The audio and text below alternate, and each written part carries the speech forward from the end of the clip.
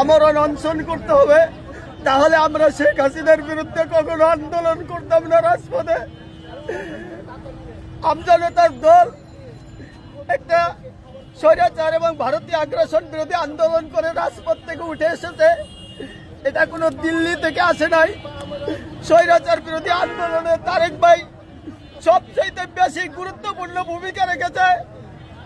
জীবন বাজি রেখে রক্ত সাগর পাড়ি দিয়ে তাকে অনেক গুম করেছে, অনেক হামলা করেছে, অনেক মারধর করেছে, রিমান্ডে নিয়েছে, অনেক জেল কেটেছেন। আমিও অনেকবার জেল কেটেছি।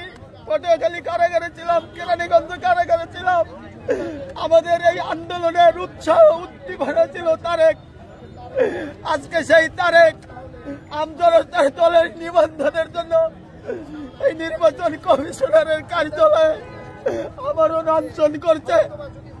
বাংলাদেশের ধর্ম বর্ণ নির্বিশেষে সকল পেশার মানুষ, সকল ধর্মের মানুষ এই আন্দোলনকে সংহতি জানানোর জন্য এসেছে। তার শারীরিক অবস্থা খুবই খারাপ। রাত্র 4টার পর থেকে তিনি কোনো কথা বলতে পারছেন না। তার শারীরিক অবস্থা এবং মানসিক অবস্থা খুবই খারাপ।